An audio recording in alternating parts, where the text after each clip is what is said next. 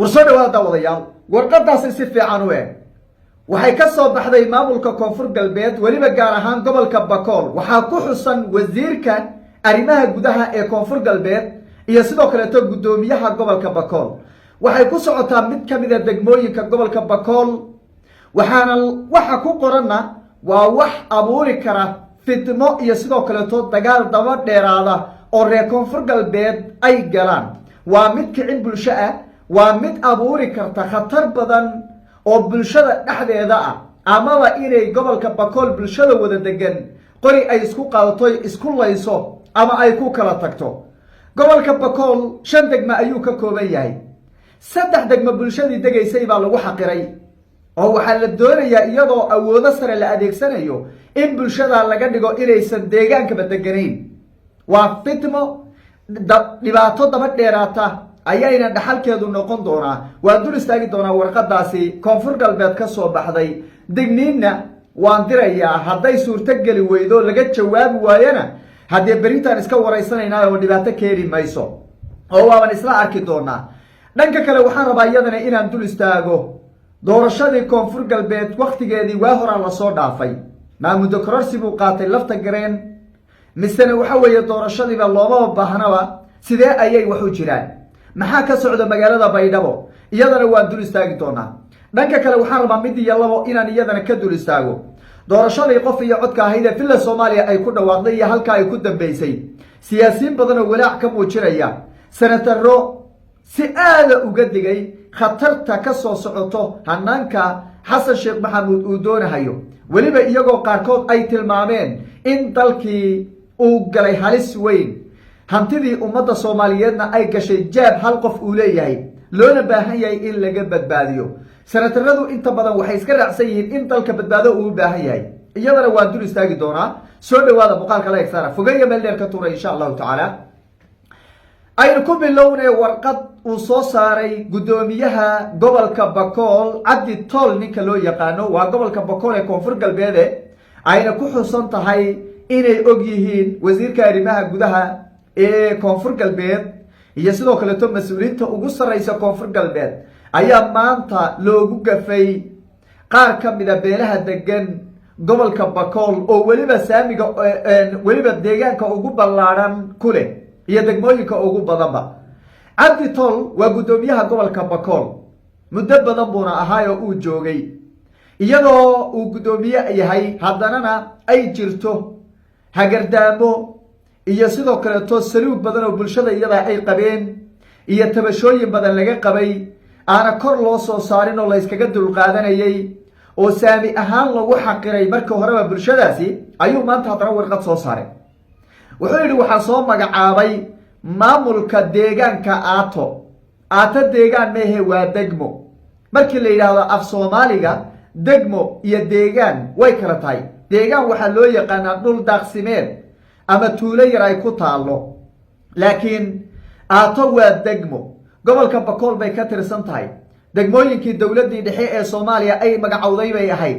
waxa magacaabay Maxamed Siyaad Barre ma aha wax la iskaga dheeldheelaya ma aha waa wax diiwaanka ku jira wax la magacaabay oo sax ah oo ku soo baxday dikreeto madaxweyne bay ahayd degmooyinka kale ee xilliga la magacaabay kamid tahay haddana sidaa ay tahay koonfur galbeed mas'uuliyiintii iskaga dambeysay oo hab qabyaaladaysan ayaa waxa weeye hab u dhaqmayay ayaa ku istaagay ha ku istaagayna dadkii deegaanka dhibaataba kuma aysan qabin oo waxay iska haysteen dhulkoodii oo amniga oo ilaashanayeen deegaankooda iska maamulanayeen iyo degmadooda ganacsigooda iyo nidaamkooda iskaga jireen dhinacan Itoobiya inta badan xagga baahiyaha markii la yiraahdo ay ku tiirsan tahay degmadu oo xaggan kale maadaama la gacan bidixeeyay oo la dhibaateeyay wax dhibaba dadka deegaanku ma aysan qabin iyadoo marka ay taasi taalo ayaa haddana nin Cabdi Tol ay dhahaan baaba ku bilaabayba weerar toos ah waa kicin bulsho weeye wuxuu ku dhaqmayo kicin bulsho arinta maanta uu soo saaray kicin bulsho weeye wuxuu yiri anigoo ah gudoomiyaha gobolka Bakool oo wasiirka arrimaha gudaha oo gudoomiyaha degmada Rabdhuure oo Rabdhuure yaa degmo ka dhigay xaga lagu magacaabay yaa ka dhigay degmo goorma degmo laga dhigay cid ka dhigatay ma jiro ayaga waxa weeye meeradaasi hoosta la iska geliyay war adeerow waxa weeye fidmada aad wada cabditoolow kadaa bulshadan leenahay cabditool kadaa bulshadan leenahay arrintan waa la isku layn doonaa waxay sababi doontaa in gobolka bakool magaciisaba la waayo lagu kala tago taas bay sabab u noqon doontaa sababtoo ah arrintan waa arrin kicin bulsho weeye waa abuuris fitmo la abuurayo weeye la abuurayo bulshada deegaanka degan marka hore saamigeeda la gacan bidixeeyey oo xaggii koonfur galbeed ee maamulkii kore iyo xaggii gobolka bakoolba lagu gacan bidixeeyey oo iska samir badnaayeen oo iskaga samreeyeen oo shil iskaga ahaayeen in haddana lagu sii taataagsado oo lagu sii xadgudbaayey macquul ma noqonayso haddii sina laga dayn waayo oo laga jawaabi waayo oo degmadaas nidaamka warqada loo qoray wax laga bedeli waayo arrin ina filanaynin baa dhici doonto waxaana soo noolayn doonaa bakool sare degmooyinkan saddexda ee la gacan bidixeeyey degmada yeed iyo degmada waxa weye meesha la yidhaha ceel barde iyo degmada aatana waxay aadayaan meel hadda ina filaynin meel ina filaynin bay ku biiri doonaan waana laynaga tegi doonaa bakoollo gobol ma noqon doonto ilaan waa shan degme laba degma inii soo hadhaysa laba degma inii soo hadhaysa xudur iyo waajid baa inii soo ma degmo kalaa jirta war soo sheega ma degmo kalaa jirta intaasaa inii soo hadhaysa markii hore la gacan bidixeeyey oo raalli oo shibla iska ahaa haddanana in maanta lagu sii tataagsado lasii galgalo lasii waxeeyo waa arrin dulmiya weeye bulshada degan saddexdaa degmeen hore ku xusayn waxaan leeyahay fadhiga iskaga kaca fadhiga iskaga kaca xildhibaanadiina la hadla ee inagu matelaa siyaasadda arrintaas waa in laga dhiidhiyo hadduu cabdi tool isagu sharciga uu jaabka ku wato oo miduu rabo iyo deegaanku rabo isagu degmo u magacaaban karo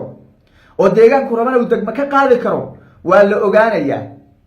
dowladda sare ee andhahan ee koonfur galbeed ee cabdicasiis lafta gareyna waxaan leenahay cabdi tool hadduuba habdhaqankan uu ku dhaqmay aniga nama matalo bakool haddaan nahay haddaan koonfur galbeed wax ka leenahay haddaan gobolka bakool degno haddaan dhulka anagu degno nama matalo cabdicasiis lafta gareen waxaan leenahay cabdicasiisoo waan ku wadanay oo waan ku taageernay oo tunkaad noo saarnay oo xubaan nagama gedi oo weligay intaan meeshan fadhiyay adaan kugu difaacayay oo adaan ku garab taagnaa maanta